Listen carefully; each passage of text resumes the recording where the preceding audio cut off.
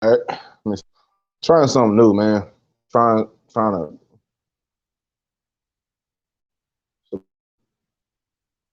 trying something new. Uh, oh, if I should getting out of hand. Okay, put that up there. All right, man. Oh,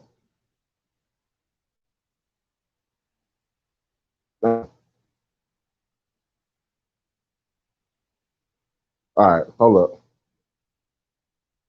Okay. All right, let me see. Mic check. Okay, there you go. All right, let's see, man. Appreciate everybody showing up, man. This ain't gonna be a long time. Um, I just really wanted to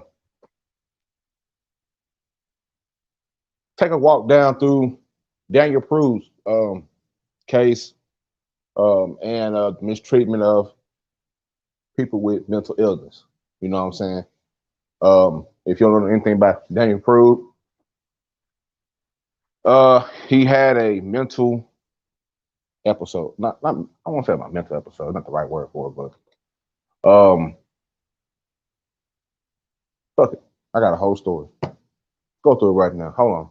Let me get this shit right. We start freestyle. I got shit right in front of me. I got a whole script. So before I do this shit, it's copyright. You know what I'm saying? Just in case, you know.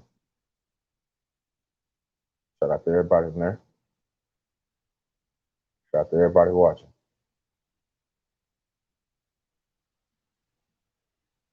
You know what I'm saying? Get this shit out the way real quick.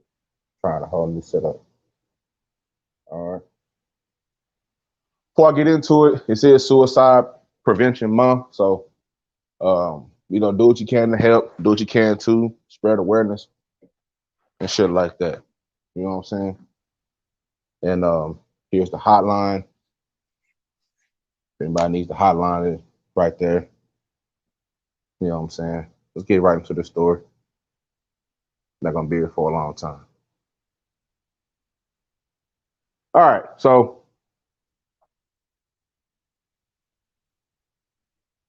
when Joe Prude called Rochester, New York police to report his brother missing, he was struggling to understand why Daniel Prude had been released from the hospitals hours earlier. Um, Joe Prude described his brother's suicidal behavior. He jumped 21 stairs down to my basement head first. Joe says in the early hours of March 23rd, in a video recorded by um, responding officer's body camera. Joe's wife, Valerie, described Daniel nearly jumping in front of a train the previous day on the tracks that the train ran behind their house. The train missed him by this much, Joe says, holding his thumb and his pointer finger a few inches apart. So when the doctors called me, told me that they had released him, I'm saying, how you gonna sit here and tell me you're gonna release him when he was hurting himself? Come on, you wasn't sworn to do that. He says on the body camera footage. At that point, in the recorded conversation, it was just after 3 a.m. Joe and Valerie Prude knew only that Daniel was missing, delusional, and vulnerable. They didn't know that his next encounter with police would be fatal.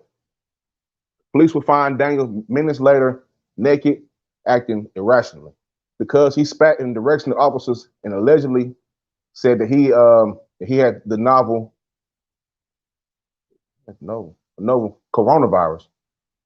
I'll put that right there. Officers placed a white hood called a spit hood over his head. When he started trying to stand up despite being restrained by handcuffs, an officer placed much of his body weight over Daniel's head. If you ever seen the video, which I'm not gonna show the video, I'll show the pictures, but I don't want to show the video because this can be a little bit graphic. But he pretty much put his body weight over Daniel's head and pushed it to the pavement, kind of like the George Floyd shit. If you need a picture of it. So Daniel Prude, he died a week later when his family took off. His family took him off of life support. The county medical examiner's autopsy described the death as a homicide and listed the immediate cause of death, complications of asphyxia in the setting of physical restraint. That death was also ruled a homicide. But after the police footage was released in early September, the incident garnered widespread attention as another example of a black man killed after an encounter with the police. Less attention has been paid to what happened to Daniel Prude in the preceding hours when he was treated and released after a psychiatric assessment at Strong Memorial Hospital run by the University of Rochester Medical Center. On March 22nd, Joe Prude had called the police about 7 p.m. because he needed help getting Daniel into the hospital. Daniel had been having problems with a PCP addiction, Joe told officers. Now, he had begun telling Joe and Valerie that people were out to get him and he wanted to die. By 11 p.m. that night, Daniel was released from the hospital. According to Joe and the police records, he was calm as hell when he got back here, Joe told the police. But that didn't last. He was fine for a little bit, and all of a sudden started acting crazy, Joe said. Hold on, let me get this right here.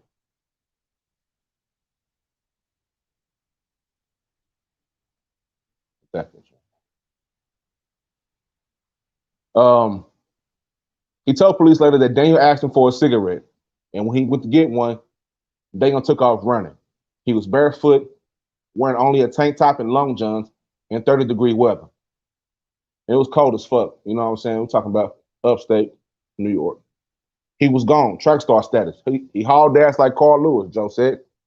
Around 3 a.m., 4 hours.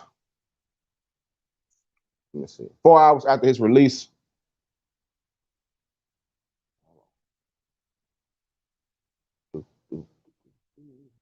Yeah. 4 hours after his release from the hospital, emergency dispatchers started fielding calls about Daniel Prude. His brother called to report him missing, and a tow truck driver had spotted him naked and bloody on West Main Street, police records show. Police body camera footage shows that by 3:20 a.m., Officer Mark Vaughn was pressing Daniel Prude's head into the pavement. While he was restrained, Prude's breathing stopped. An ambulance crew resuscitated him, but he was in critical condition. His brain was damaged after being deprived of oxygen. He died a week later at Strong Memorial after being taken off life support. The University of Rochester Medical Center said that patient privacy laws barred from discussing the specifics of Prude's treatment and release, according to the spokesperson Chip Partner. But in general, Partner added that the hospital is bound by New York state law that requires patients to be released within 24 hours, unless they have a mental illness that is likely to result in serious harm to themselves or others, and that requires immediate observation, care, and hospital treatment. So the details of Daniel Prude's encounters with law enforcement and the healthcare system offer a look into the practice of emergency psychiatry. And as in many branches of medicine in the United States, mistakes in that field are disproportionately borne by black people. Medical decisions in a case like Daniel Prude's are high stakes with very little margin for error. Dr. Ken Duckworth, Chief Medical Officer of the National Alliance on Mental Illness. Emergency psychiatry assessment is very challenging, and the potential for catastrophic outcomes following your decision is very real, he said.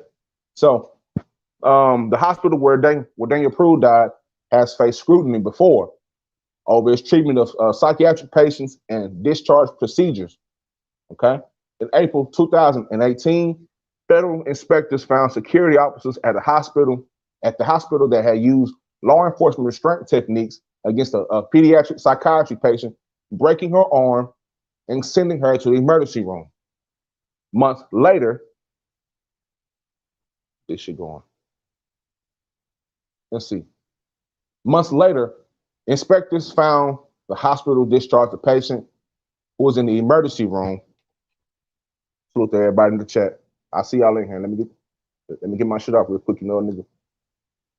Not trying to be in here stuttering and sputtering. You know what I'm saying? So let me get this shit off real quick.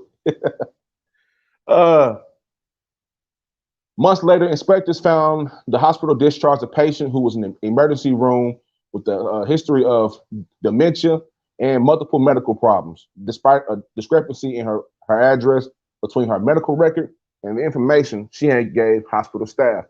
In early 2016, inspectors, yeah, K. Kira, nigga gonna be in this house stuttering and sputtering if I'm getting my shit off. So let me get my shit off.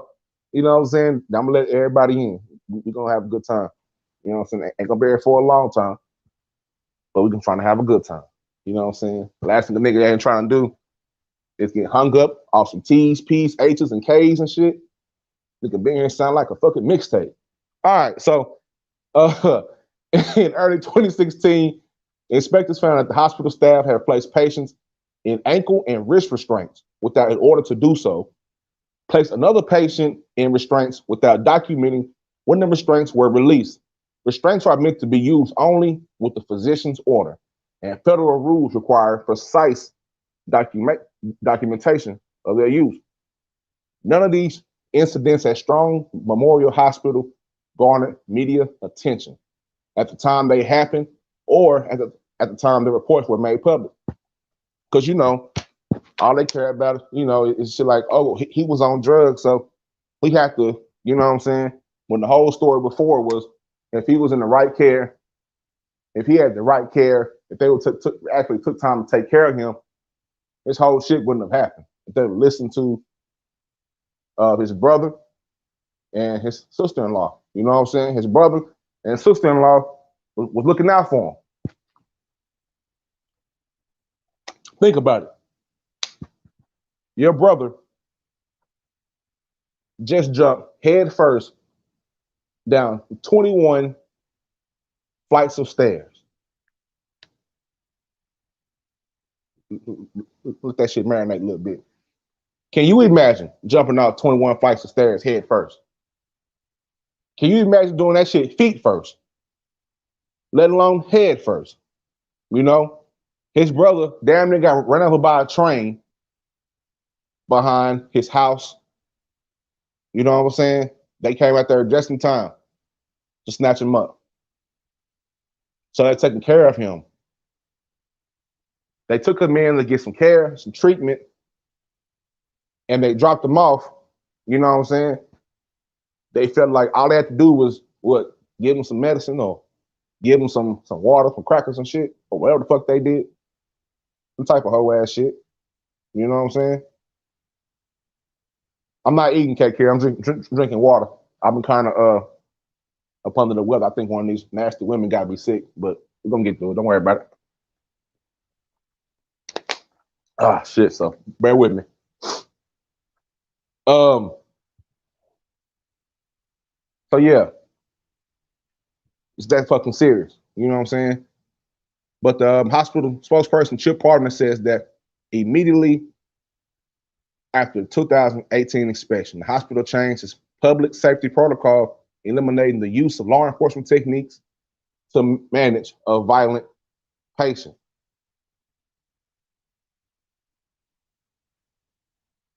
You gotta relax.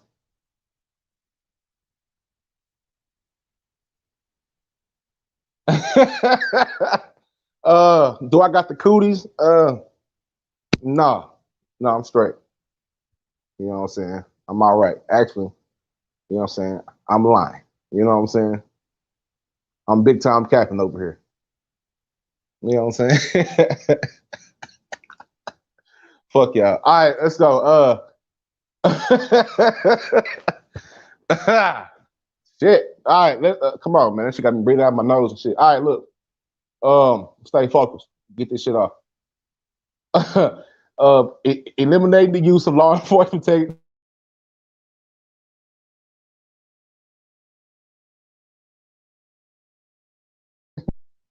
techniques to manage a violent patient unless the patient is being arrested. In addition, updated establishment and discharge protocol evidence now decrease the risk of discharging someone who is not ready to be released. Pardon says. These protocols were well established in 2020 and had absolutely no bearing on the evaluation or treatment of Daniel Prude on March 22nd. Daniel Prude's case is unusual. It's unusual because the consequences of doctors' decision to release him have played out so publicly, says the National Alliance of Mental Illness, Ken Duckworth. Usually, emergency room psychiatrists never find out what happens to their patients. He also said that you make a very big decision, which usually has no known outcome. You put this person in the hospital, you go on to the next patient. You send this person home, then you go on to the next patient, he explained. Ken Duckworth also added that he would not second guess the actions of Prude's hospital team in the moment. But with the benefit of hindsight, there's overwhelming evidence that he had a psychotic illness and was quite vulnerable. He says he didn't need to die. He didn't deserve to die. In the statement, URMC and it said his treatment of Prude was medically appropriate and compassionate. Several oversight organizations are investigating and still are to this day. You know what I'm saying? Little bit of an update though. Those officers that you see, you can go back to it real quick. Cause y'all niggas ain't being goofy as fuck. Talking about I got the cooties and shit. Fuck yeah. All right, look. These hoe ass niggas up back here. You know what I'm saying? That's Daniel Prude there on the pavement. Now, mind you, this is upstate New York. If you've seen the video, it's fucking sleeting at this time. It's cold as fuck. And my man's is out here butt ass naked, you know what I'm saying, on the pavement. Now, I know that police officers and shit like that, but if you're, if your duty is to protect and serve, you might want to get that man into the car, you know what I'm saying, the best way possible, or try to get him somewhere warm. Because you got him ass naked. I mean, he's ass naked. He was at, when they found him, but obviously, if anybody's out there ass naked, you know what I'm saying, he's going through something, and all this shit is documented. All this shit is documented. You know what I'm saying? If you even look closer than that, you see the spit hood up over his head. They say he was spitting and, you know what I'm saying, shit like that. Okay. Get him somewhere safe. Get him somewhere warm.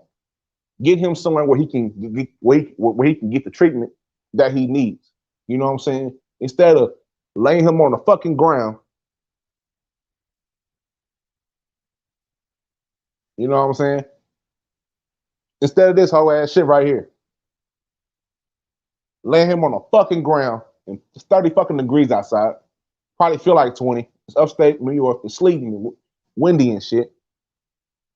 Get him somewhere where he can get some fucking help, man. You know what I'm saying? You know how that shit go. So it's very clear that in today's healthcare system, bias is built in structurally. All right. Seeing a tall, imposing black man who is behaving aggressively puts in place a series of ideas and thoughts and assumptions that direct decision making. Psychiatric disorders in black patients are less likely to be taken seriously than white patients. All right. Equal treatment starts early as fuck. Excuse me. Black boys are often viewed as adults more often than white boys of the same age. And say that shit again. Black boys are viewed as adults more often than white boys of the same age. You know what I'm saying? So a black child, you got a son, you got a daughter. You know what I'm saying? Well, you got a son, you know, and and say he's, you know what I'm saying? You know, hold on, just a minute. He doesn't have to necessarily be big, you know what I'm saying? But, you know, athletic build or tall or whatever. They see this as a fucking threat. So imagine us when it's a young black man after going through mental health, you know, issues. You know what I'm saying? How many of us have had partners who we kick it with every day? You know what I'm saying? Every day. Big salute. Go through the comments. But how many of us go, you know, has, you know, got partners, had a couple partners who made a couple mistakes. Everybody fuck up, got locked up. Nigga was 17, 16, did some fucked up shit, got tried as an adult. I don't know where a lot of y'all are from. I know in Texas, they quick to call it. They are quick, real quick, to put a nigga,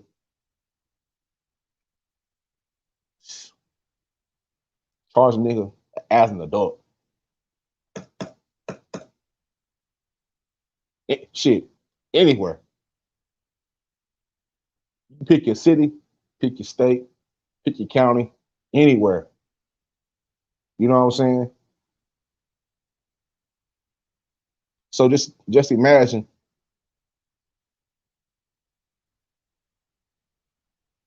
the trials and tribulations that we all go through as young black men. But we make mistakes like everybody else do. You know what I'm saying? There's a lot of people that's locked up. I'm not gonna lie. Look, right now, I got a partner that's locked up right now in Texas. I haven't seen this nigga since uh our fifth game in my junior high school year. They picked his ass up right after the fucking game. This nigga still had his pads and shit on. You know what I'm saying? Fucked up. Solid young nigga. Made a couple decisions. You know what I'm saying? They jammed him up. I ain't seen him since. You know what I'm saying? He dealt with mental health issues. The only person that cared for him was his mama.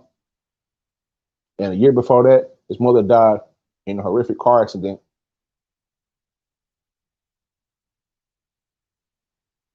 around the corner from the house. You know what I'm saying? So imagine all the trauma that we go through. You know what I'm saying? And I know I see Room Shaker. She said that they treat me like this too. You know what I'm saying? And although that is true, but I put it like this: as being a black man, um, this is not the struggle Olympics. We all got it hard and shit like that, but we are supposed to lead. And a lot of times, whenever we try to speak out on issues like this, we always get silenced. Nobody takes us serious at all. We come out and say, I'm dealing with, you know what I'm saying, some anxiety or depression or PTSD or anything up under the umbrella. You know what I'm saying? Um,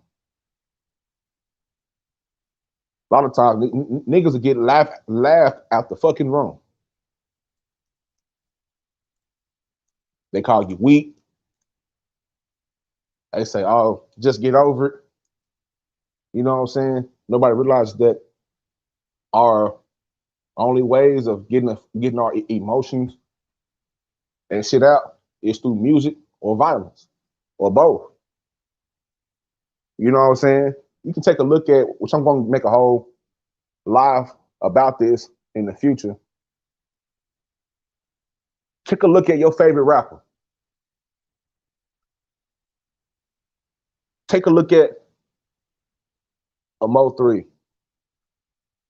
a Zero, a DMX, a Pop, a Kanye, a Andre 3000. Any you can fucking think of. Go through that whole catalog. Listen to the lyrics. Go read the lyrics. A lot of times they are expressing how they feel throughout their lyrics. Sometimes we don't, you know what I'm saying? You gotta, so people gotta understand, like, man, this shit is all around us. And we're constantly trying to find ways to express ourselves in a healthy way. But shit, how else are you supposed to act when you don't know any better? When there's nobody going into these neighborhoods and teaching us, guiding us along the way. You know what I'm saying? How the fuck we supposed to know? That's why I always tell my kids and even my nephew is in college right now. Say, my nigga, don't be so hard on yourself. If you make a mistake, that's all right. Take your L, lick your wounds, bounce back. And after you bounce back, now that you know better, learn from your mistakes. And now that you learn from your mistakes, now if you choose to do this shit again, then that makes it a choice. You know what I'm saying? Let me get back to this shit though, fuck. I go too far from this shit. So, a black child with a meltdown is described as aggressive, obstinate, and oppositional, she says, as opposed to traumatized, depressed, and anxious. Let me say that shit one more time. So, a black child with a meltdown is described as aggressive, obstinate, oppositional, she says, as opposed to traumatized, depressed, and anxious. Those expectations follow black boys through adulthood and in the healthcare system, increasing the odds that doctors will view black men as a lost cause and provide subpar care. She stressed that she does not have any direct knowledge of the deficiencies in the care of Daniel Prude, but she said, like, black men, like Prude, are disproportionately likely to be misdiagnosed, mistreated, and written off as a result of structural bias and unconscious racism. The medical center and spokesperson said the psychiatry department's Office of Diversity, Inclusion, and Culture Equity will evaluate Daniel's treatment for potential bias. He said the medical center recognizes that we have a long way to go before we can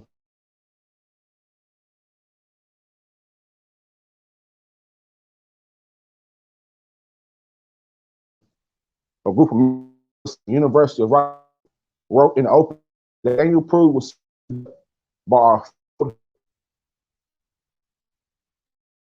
system. Hmm.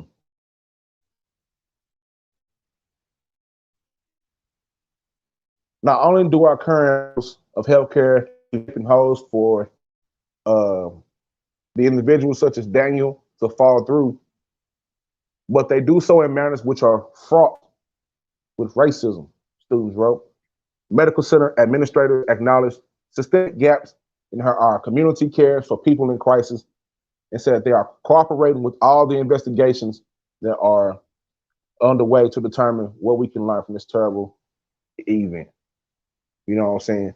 And just to give you like a little overview of this bullshit going on across the nation. In March 2018, a patient with the history of schizophrenia, post-traumatic stress disorder, and suicide attempts arrived at Russell County Hospital in Kentucky complaining of alcohol withdrawal, depression, anxiety, and pain. An hour and a half later, the patient was discharged with instructions to follow up with this or her primary care provider and take medications as prescribed. 2 hours later, the patient was back in the same hospital. A physician's notes said the patient had drunk a bottle of Benadryl in order to kill self. In August 2018, federal inspectors found that UT Health in Pittsburgh, Texas, East Texas, hospital in East Texas, discharged a patient who had verbalized a plan for suicide. The patient got a ride to his truck from the county sheriff later on that day. That patient was found dead in the truck from a self-inflicted gunshot wound. All right. Big salute. Shout out to everybody that's in here. I appreciate y'all. I'm almost done with this shit. Last summer at Stafford County Hospital in Kansas, a patient arrived in the emergency room saying that she was drunk, that she had drunk a half liter of vodka because she was so upset and wanted to die. She told her hospital staff that she started drinking that day after 2 years of sobriety and that she did not feel safe to go home due to the presence of alcohol. The hospital discharged her 11 minutes later. And earlier this year, inspectors found that a patient with a history of psychosis went to the emergency room at Mercy Hospital in St. Louis and told staff that she needed to get back on her medication. She was delusional, disoriented, homeless, and unable to give her name. She was discharged with a voucher for cab fare. All right? Mind you, read this shit again.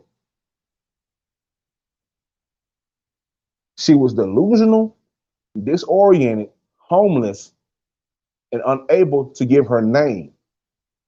She was discharged with a voucher for cab fare, but no follow-up appointments or services and no plan to ensure she got her medication. What part of the game is that? You know what I'm saying? Lastly, I'm about to drop this link. A spokesperson for UT Health East Texas said that the health system has since implemented a process for staff to thoroughly document mental health concerns in patient records. Mercy Hospital in St. Louis said it takes the health and the safety of each patient very seriously, regardless of race, ethnicity, and or the ability to pay. Now that's easier said than done. And you know how that shit go. You know what I'm saying? They always on some fuck shit. So that being said, now I got the hard part over. I'm about to drop this link if my shit act right. Hold up.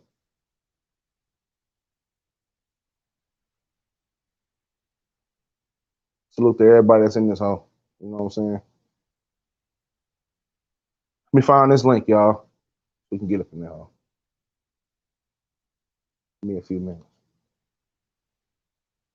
This picture up, that's right here. You know, after his death, you know, protest, you know, some protested, you know what I'm saying, who a group of, you know, pink people, blue people, whatever you call them, pork people, them people. You know, protesting. You know, this shit is sad. You know what I'm saying? And I know a lot of times we have a hard time with putting shit in perspective. You know what I'm saying? We have a hard time with recognizing what's going on in this world.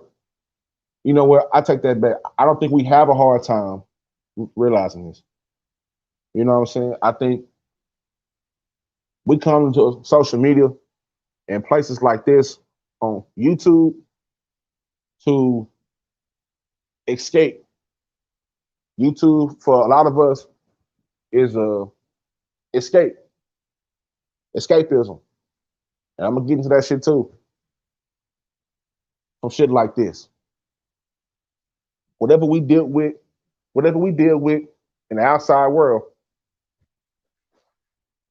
because the outside world is so vicious, so cruel, it's unforgiving, you know?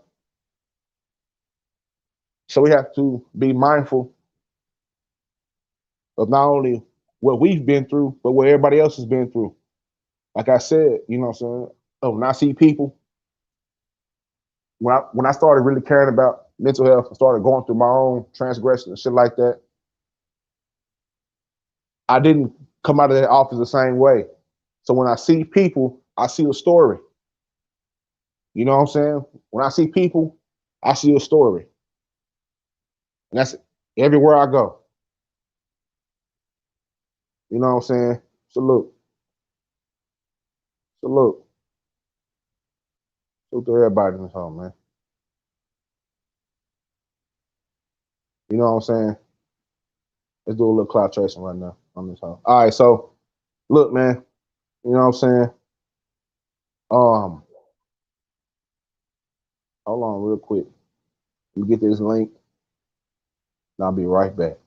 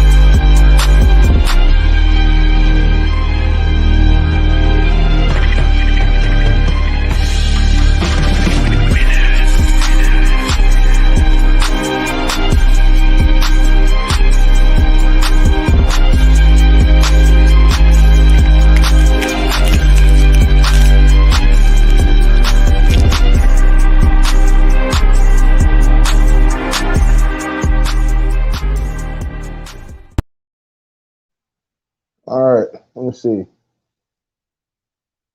Let's get this shit back up here. Hold up real quick. Gotta get this shit right, man.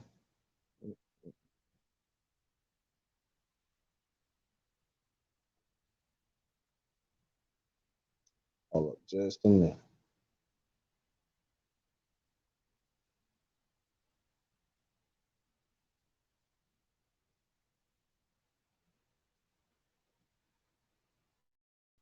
Mm-hmm.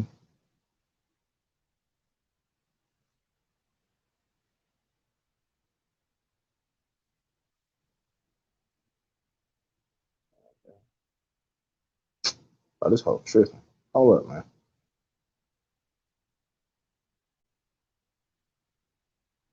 I don't know if I okay. Can you there's the link to the stream yard. Can on my mods.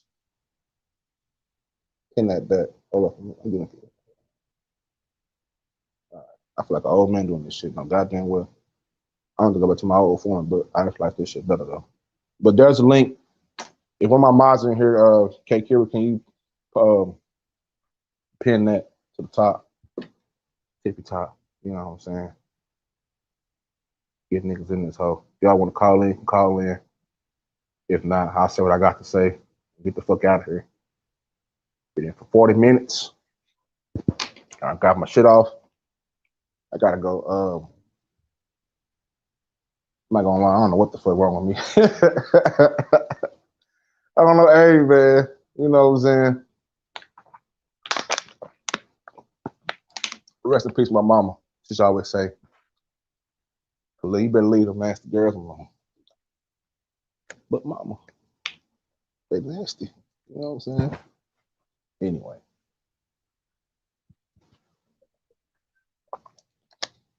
R.I.P. my mama, man. Realest niggas out here.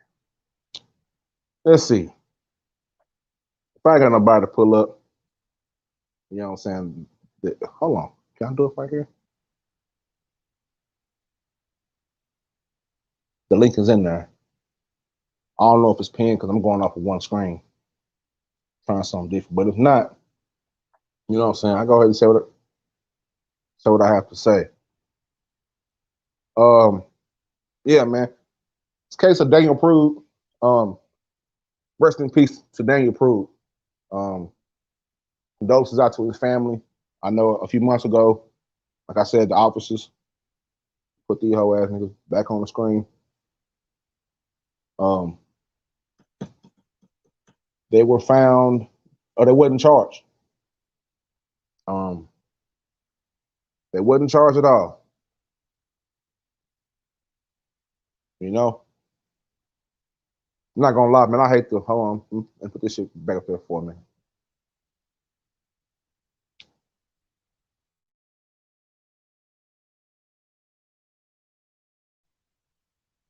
Copyright disclaimer under Section 107, Copyright Act, blase, blase.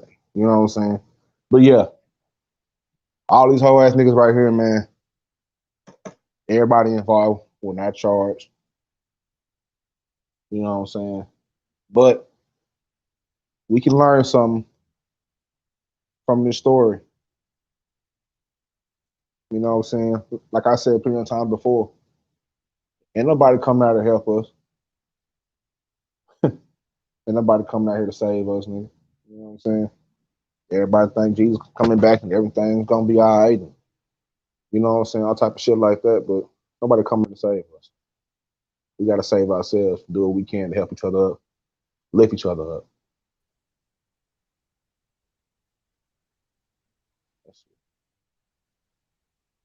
Hey, Hey, how you doing? I'm good. My picture may not have shown up because I'm not on my computer. I'm on my phone, and I typically It's don't like come I this am way. too. Oh, Uh-huh. okay. So Yeah. this is sad to me. Um, I have a couple. I'm alarmed in a couple of different areas. Um,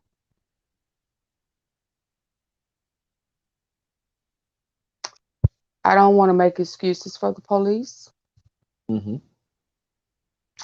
but and I do think they probably need to incorporate some sensitivity uh, training for mental health.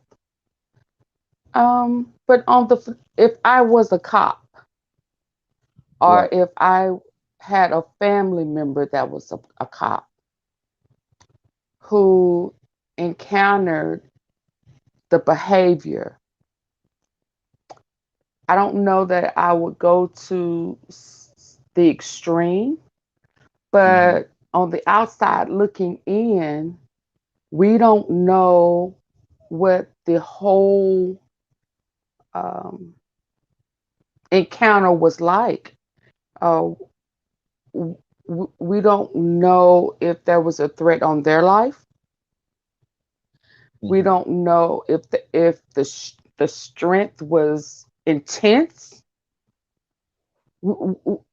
We just don't know because yes, he's outside butt naked, but he was able to tolerate that temperature in the mental condition that he was in. Now, True. on the flip side of that, I'm a little irritated on not irritated, that's not the right word, but maybe disappointed in his brother and his family because the outpour and the the protest that they had after his death, why was wasn't that protest in his life. And if you didn't want to deal with him, then why do you expect for the police or somebody else to have to deal with him other than a mental facility that's trained Right. to be able to help that? See, that's why I'm a little torn, and that's why I said we missed it all the way around the table. It's sad all the way around the table, because the reality of it is when we have severely mental dis, uh, disability in our family, and we try to put up with it, we lose interest in it, and it becomes an inconvenience to be, if we're going to be real, we really don't want to deal with it, right? Right. So when they leave, we don't lock the house up or secure them in to the point where we can try to minimize them hurting themselves. So if he was released from the hospital the day before and he went to a family member's house or went home, why was he able to get out? All right. Well, let me interject here real quick, and Okay. I'll let you go. When I was, you know, looking this story up, because I heard of the story, and I've been meaning to get to the story, but Hmm. it it's never too late for something like this. You know what I'm saying? Right. I think his brother Joe and Valerie, that's his brother and his not the brother's a sister-in-law. I think Hmm. they tried their best. It's um I don't want to say a burden, It but at the is. same time, We, if you don't know how to take care, like I said like earlier, he jumped down 21 flights of stairs head first, and the day before that, they went outside just in time to catch him from getting hit by a train. They had train tracks behind their house, and they said he came within maybe an inch or two or three, or maybe a foot or however many, but he came close to getting hit by a train and run over by a train. So at that point, hmm I'm thinking his brother was like, well, just having him inside the house and trying to lock him up, you know what I'm saying, and things like that, hmm um, wouldn't necessarily be healthy. And I think they did the best thing that they thought, you know what I'm saying, was available. They took him somewhere where they thought he was going to get care.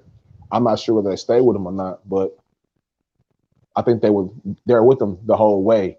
And then once they got him back to the house, once the hospital they called and they released him, his brother said, well, he was calm, you hmm know? And then he asked his brother for a cigarette, and his brother went to go get him a cigarette. And that's when Daniel took off. You know what I'm saying? So Right. I think they tried to do the best that they could, but at the same time, on the flip side of it, the police, a lot of the police are just now getting people that are uh, educated with mental health needs. They're like the mental health strike team, not really a strike team, you know what I'm saying, but like a mental health, like they go with, you know what I'm saying, the police, and they, you know what I'm saying, but that's still a very new concept. A lot of states don't even have that yet. So Right. you got the officers, they don't teach them how to deal with that, and pretty much, they laid him down like an animal. You know what I'm saying? I Now I get it. know it's not their fault that he was naked, and Hmm. it ain't their fault that he spit on them. Something they follow a protocol with putting the spit hood on them. I've seen that before. Hmm. You know what I'm saying? But I'm thinking like, okay, it's cold. It's upstate New York. It's sleeting. Get this man warm. You know what I'm saying? Or find some way. You know what I'm saying, to get him. I don't know. That's where that's where it kind of gets great to me. You know what I'm saying? hmm I It's can that see part. that. Right. Because at the Because same time, they it's like, have to well, lay him down. If he broke out running with Carl Lewis speed, yeah, uh, so catching him was one thing, and securing him, and he's spitting and fighting, and we can only imagine what else. Laying him yeah, down to handcuff him had to be done. I just, right, as a race of people, I don't want us to just find everything wrong in what is has to happen with our normal temperament and with mental health temperament. It's just not easy. So some of these things had to happen, and we can't look over that because it's cold outside, or because he's naked. I get it. I right, understand. My heart goes out to that. But on the flip side of that, can we be honest and see why they wasn't found guilty? Or are we going to press the issue as if something else could have been done? Because when we do that, we're saying mm, that more could have been done on our end as a family member. true, true, So I think we have to take on as much responsibility and ownership as we expect other people to as well.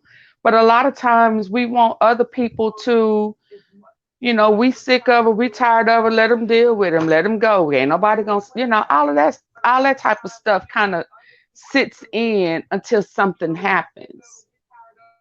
hmm, Does that make sense? And yes, ma'am, and when we are really truly going to look at mental health, we can't expect more from them than we expect from ourselves, because they really are our loved ones. We can't hmm, expect for them love them and handle them more better than how we love on them and handle them. true, that's true, So I think if anybody is at fault, it's the facility that let him leave.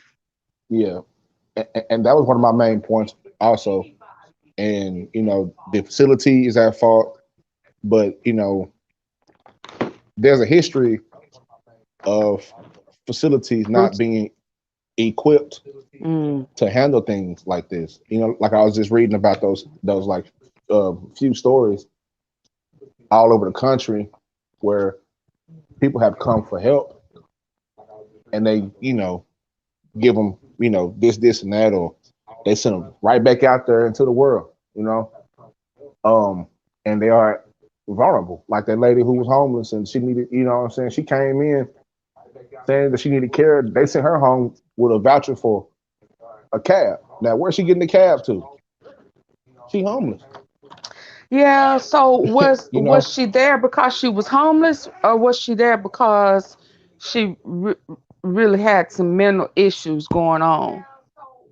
she came there on her own, saying that she needed some help. She needed, what I'm saying, that she needed some help. She needed care. Um, Documents say that she was delusional. What I'm saying? She was, just disoriented and all things of So that nature. and she didn't have any family. No. Okay, And, and she didn't. Okay, so where is the state facility who is supposed to take them in, whether they have a place to stay, whether they have insurance or what have you? See, I think for the most part, I think the breakdown is the facilities and the hospitals and um, the mental health care system is what's broke more so than I. I'm not saying that the police is not broke, but I hmm don't think that they are fully equipped to know how to handle that versus giving people the help that they need, whether they've been in jail, whether they're homeless, whatever the circumstances would be. I just think that there's a lot that needs to be done. I think there's a lot of missed opportunity for family. I think that we have to take ownership. I think that the police department and their training has to take ownership. And I think that the hospital facilities have to take ownership because the reality of it is with with everything that's going on, the mental health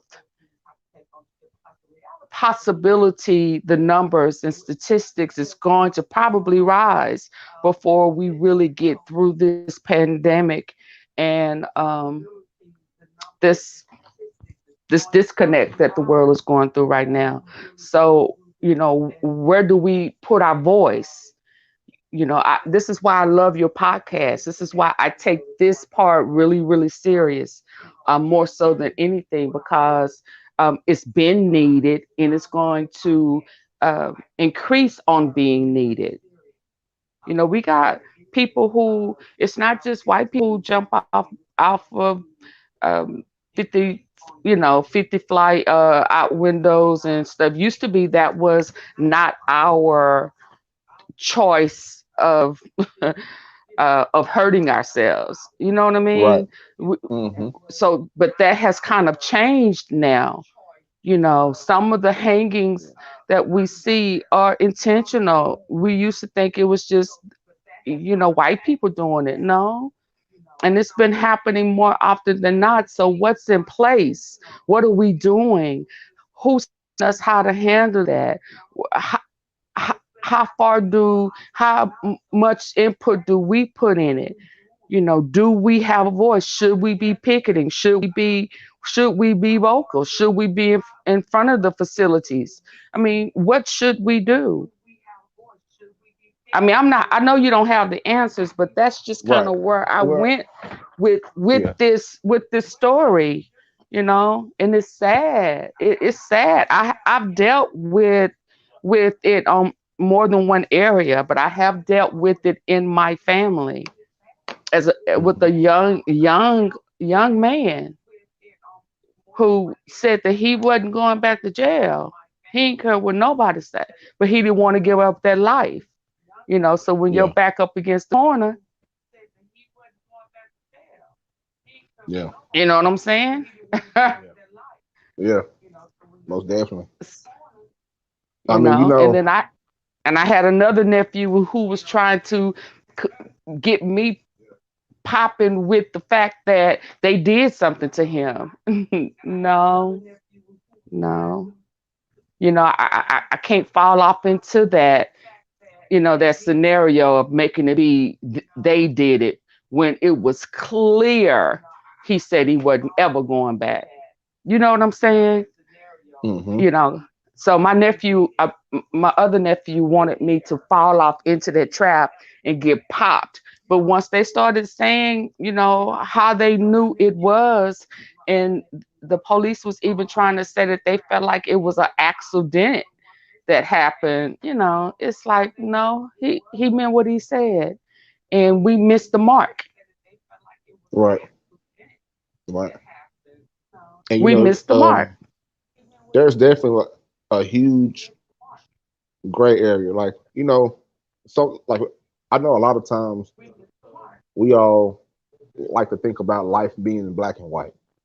Hmm. You know what I'm saying? But to be honest, life is full of nuances. Life is a huge gray area. You know what I'm saying? Hmm. And Hmm. when you add in the factors of where we grew up at, the mindset of where we grew up at, and the customs and who raised us, and um, you know, things like that. Um, it, that gray space can get even bigger. So Right. it is difficult, and we are pretty much way behind in care. And we've had people who are have always been strong advocates for mental health, but they don't necessarily get to shine like some other people do. A Because lot of people are you talking about don't for black people or just people in general? um for both, but for black people that's even worse. It's even Like worse. like Mhm. a lot of folks don't know who Dr. Francis Cress Wilson is. She was talking about a lot of things like this a long time ago. But you got to go and dig through the archives to even find, you know, um, her talking or her speaking or her books or what I'm saying, just people like that, you know, who are important in talking about mental health in all areas because it branches off into, to be honest, infinity. To be honest, there's so many Yeah, places because that you I'm could about go. to ask you how did you find out about the doctor? Who tells us about the doctor? How will we even know that this is somebody that should be a reference to research? How do we know? Right. And I'm asking you that, Trill, because Uh huh. on average, African American people are embarrassed to even talk about it, right? Right.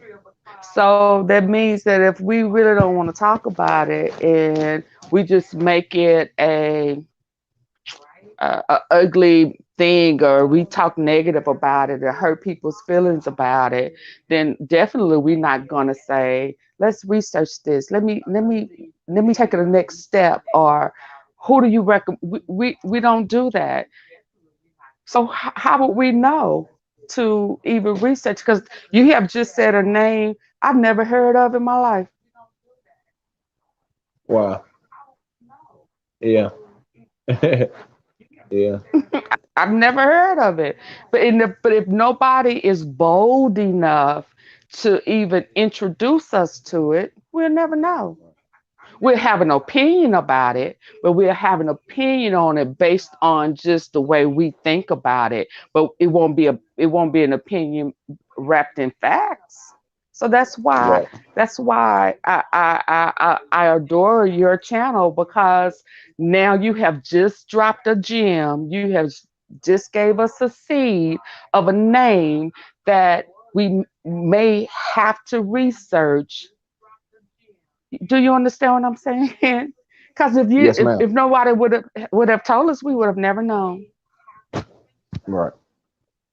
And I'm gonna do a Okay, show so go ahead. about I'm her. sorry. Most definitely, I'm gonna do a show about her. It's a couple of them and her research and her books and things that she was talking about. Most definitely. So I'm going to go ahead and get off now, because this would definitely be one that I can share. Um, and I'm glad that I'll be able to share it.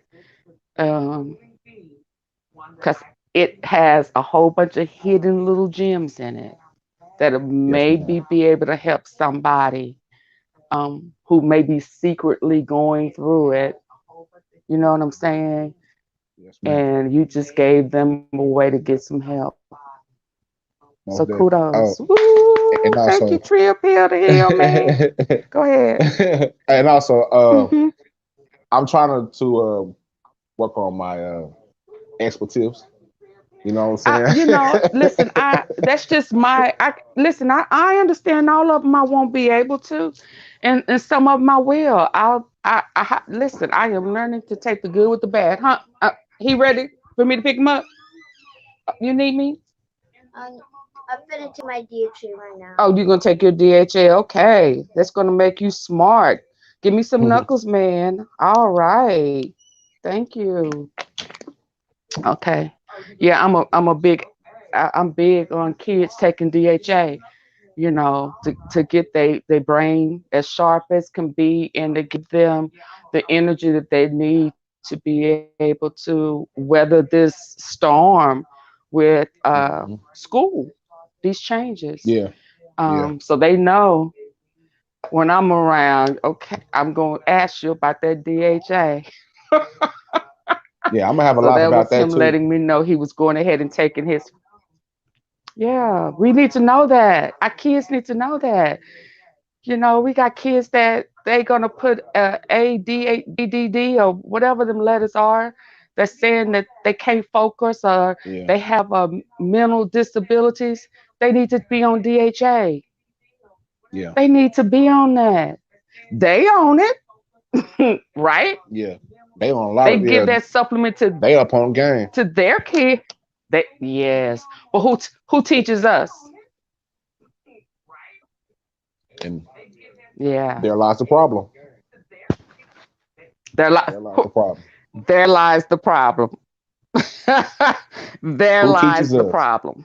Who is going to bring Who teaches all us? this, all the information down into the So nooks and imagine crannies of me you know? in my family saying DHA. They like what? Where's she coming with what? You understand what I'm saying? So it's like Hmm. now I'm having to pull teeth with them, introducing them to something that should have been introduced to us long time ago, instead of giving our African American kids Ritalin and all of this stuff to further put them in a category of depression and suicide. So that's a whole Yeah, nother side of it that we don't even want to touch, because a lot of medicines have suicidal side effects. But I'm gonna leave that for you to come to talk to us about it another day. oh yeah, I could definitely, I could, yeah. Trust me, that is definitely on the docket. You know what I'm saying? Yeah. That's on the docket because I can pull from Do you personal understand what I'm saying? experience on But that. who talks to us about it? Who talks to Right, who talked to us about it? Who introduced us? Who educates us on it? right. Well, That's my that's why, yeah. and that's Hmm. what and that's that's a part of why I have this podcast, and I've been doing this podcast for like over a year and some change, because that's one of the things, like when I get and I write down this stuff, and I talk to my partners, and they going, what I'm saying, through everything, and that's one thing that we always come back to. Like it doesn't matter what conversation that we have about mental health and everything that's inside of it.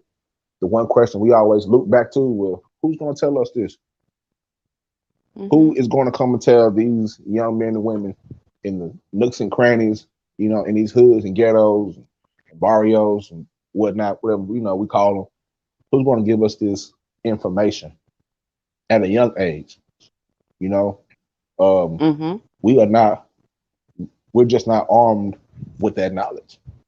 A lot of things we don't know, Absolutely. like when it comes to whether it's financial or financial health or mental health, we're not armed with that knowledge, and before we know it, we're grown and we're just going through Hmm. life winging it, Right. winging it. Like we think, what I'm saying, like we think we know, but we have to learn the hard way. And how many times are people learning the hard way? You got a lot of people who are locked up right now who didn't know any better, you know, that are, Right. what I'm saying, and they don't get the help that they need while they're locked up. So when they get out, or if they get out, or even while they're in there, they don't get the help that they need to become a better person. They get treated like animals, you know, all because they Hmm. made one or two mistakes. Now, some of them need to be locked up, the pedophiles, things of that nature. But even that, Hmm. it's supposed to be rehabilitation. That's something like there's a lapse somewhere. Where are the people that are Yeah. going to Even go into these people and find that lapse, but then kind of close that gap, or at least attempt to? yeah, because there's a You root to know. their problem too. Hmm. I mean, yeah, there is a root. Now, and somebody have to get to that root too. Uh, but nobody wants to get to the root because the root is under the rug, and black people don't touch that rug. I don't care what Well, I hate the rug. That is right. probably the only thing on earth I hate. I hate the rug that's in everybody African Americans' house from generation to Yep. generation. And it's a whole bunch of dirty shit up under there, where which is the root of a lot of our issues. Yeah. It's up under the rug. And it's So just a continuous I'm cycle. not gonna hold It's a you. I gotta go. vicious cycle. Yes, ma'am. It's a I continuous highly cycle appreciate you until coming on. somebody says, "Let's lift this rug." Yep. Okay. You have a good night. Until I Thank you. have to You too. leave. I'm going to continue to listen in. But you have a good night. Okay. Thank you. You too. Be safe. Uh-huh.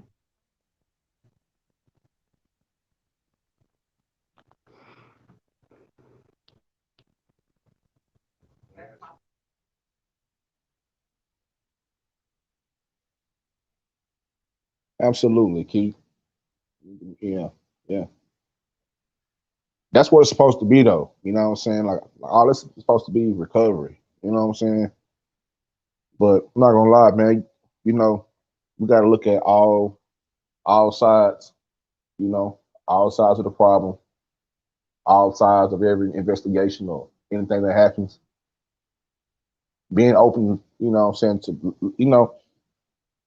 try our best to not be blinded by what they put on the news and shit like that. We got to go and do our own research. And like I said before, um,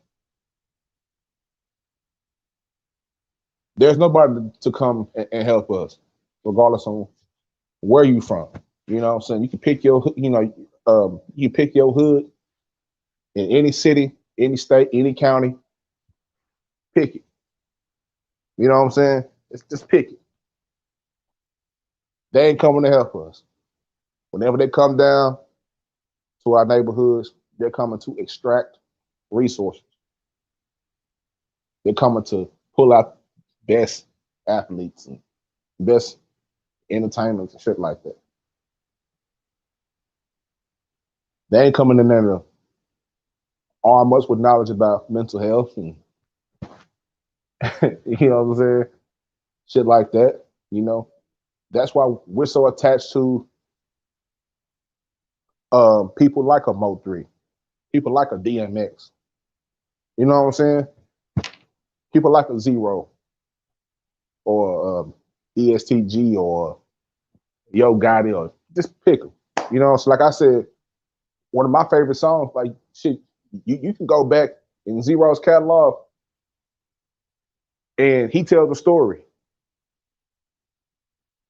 My favorite album is The Life of Joseph McVeigh.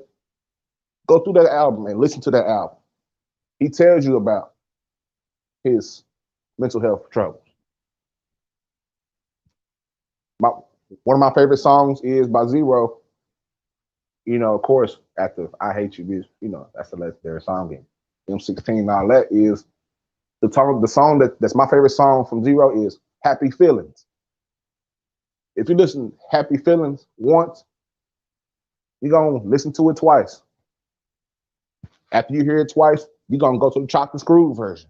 You're going to sit there and listen to this man's lyrics. He telling you how you feel. He telling you, you know what I'm saying? Shout out to the angels in the psychiatric center, you know, helping him to feel like a winner. Got him taking Lexapro just so he can improve his mood. You know what I'm saying? He telling you that. It's right there in our music. You know what I'm saying? Another one of my favorite songs, and I'm going to try to get a list of these songs and go through them and create a list of them where we can actually go through these songs, go through these lyrics, and actually get what the artist was trying to convey to us. If you are go check out please, go check out Eight Lost album. Go check out the the track Lost. Listen to it. You know what I'm saying? Go through Mo3 shit. Listen to it. Why do you think that this shit resonates with all of us? Because we can feel it and because we've been there too. We don't have moments where people hurt our feelings. We don't have moments where people betrayed us. You know what I'm saying? We don't have moments where we felt like we was all alone. We don't have moments where we felt like our back was, you know what I'm saying, against the wall. We were back into a corner and we had to scratch to get the fuck out. You know what I'm saying? We don't all, we all been in these dark places in our mind. You know what I'm saying? If you depend on, depending on where we grew up at, we see things that are not normal. That shouldn't be, put it like this. If you grew up in the hood, right? Like I grew up in South Dallas. Little did I know that the things that I was seeing in my neighborhood on a daily basis were not normal. Until I got out of South Dallas and started to travel around the country, that's when I realized, like, damn. Say,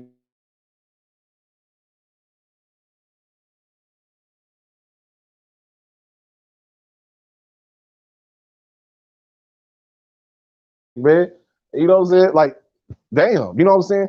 Or, just travel and come back right to your hood. Go to a better, matter of fact, go to a better neighborhood, then come back to your hood. So there, we shouldn't see as much violence growing up. But us is normal because that's where we up at. Where you from? Whatever side of the city you, that's where you from. And that's what you used to. But that shit ain't normal. When you go out to other neighborhoods and you see how nice it is, it ain't no dirty condoms on the ground. It ain't no needles. It ain't no 45 niggas in front of the corner store. And everybody trying to sell you sacks of exotic Reggie. You know what I'm saying? You know what I'm saying? It's all in the front of Mr. K. Everybody got all the exotic mid. You know what I'm saying?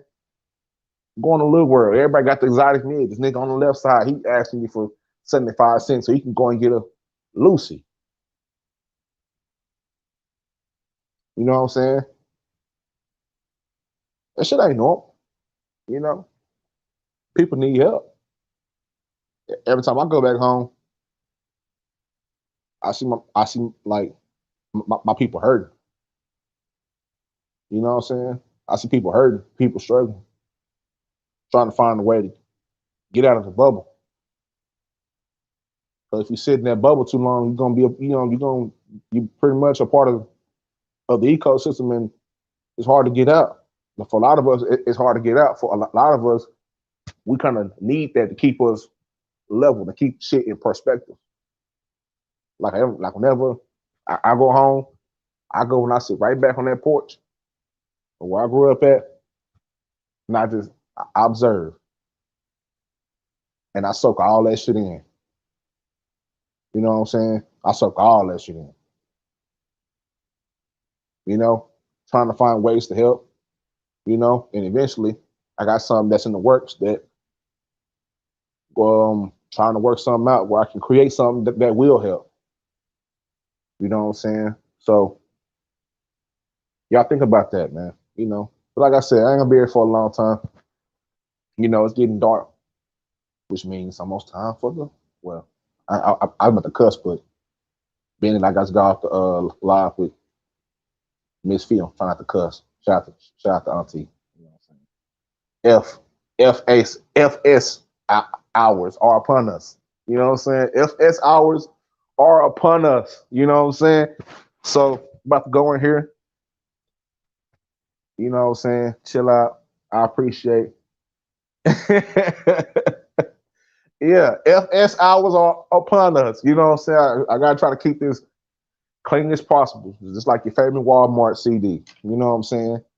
But shout out to everybody that tuned in. I appreciate y'all. I got love for y'all. You know what I'm saying? Shout out to the Polar Gang that's in this hole.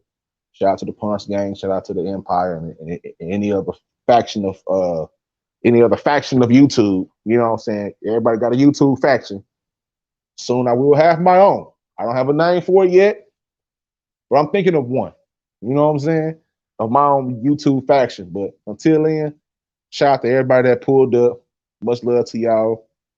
I hope you guys have a good night, fellas. You know what I'm saying? I hope y'all take care of y'all and stuff out there. You know what I'm saying? Because we got to lead, you know.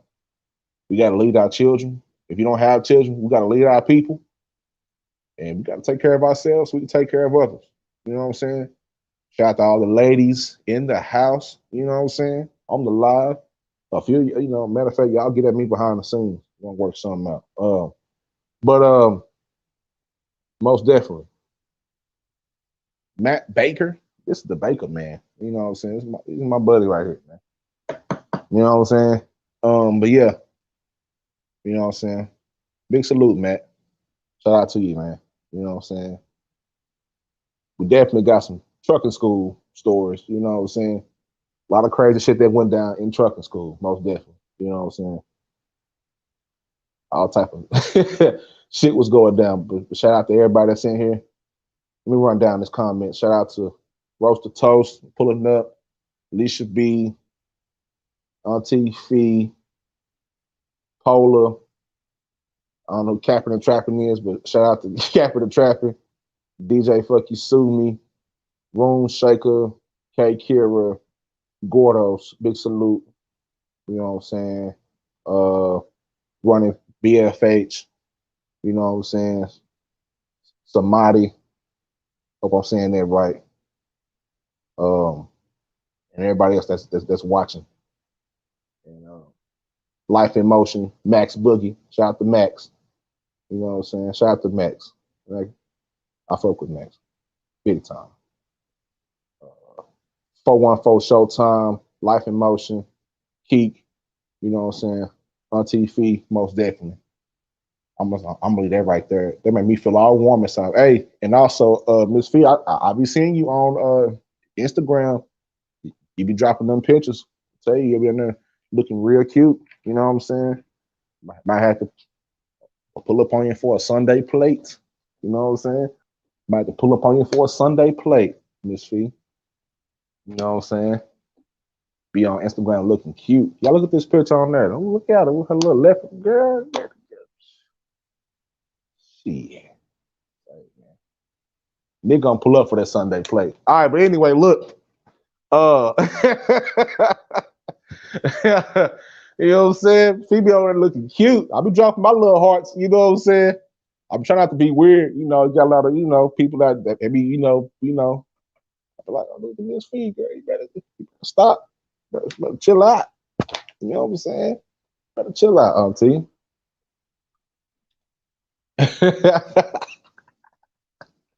Better chill out, you know what I'm saying? Yeah, hey. But on that note, shout out to everybody in the chat. About to go and get off. About to eat some rabbit food, you know what I'm saying? Some kale or something like that. Much love to everybody in the chat. Much love to everybody. Monumental. To be monumental. You know what I'm saying? Hold on. Monumental to be monumental. And most importantly, stay trill and heal. This is a Trill Pill podcast. Live. Miss Fee looking cute. Looking real cute. Pull up on you for the Sunday plate. All right. Much love, y'all.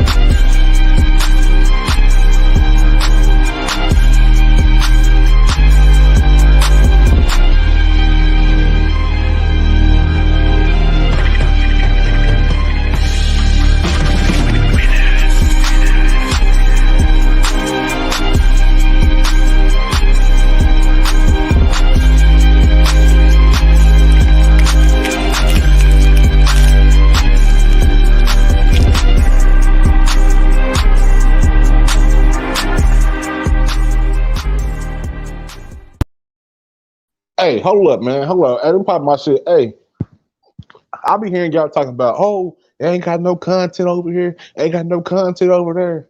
They ain't got no content. He ain't got no content. She ain't got no content. We ain't got no content. Well, here's some content. You know what I'm saying? I'm trying to bring you all the good content. So if you like this content and you want some more of it, go ahead and support, like, share, subscribe, hit the notification bell, and right at the right corner, hit that cash out too if you don't mind. You know what I'm saying? You know, I ain't gonna beg you for it, but it's right there. I ain't got to. It's right there on the screen. So if you feeling a little, you know what I'm saying, drop that off. You know what I'm saying? The Trill Pill would definitely be happy that you drop that off. In the meantime, between time, I'm out this.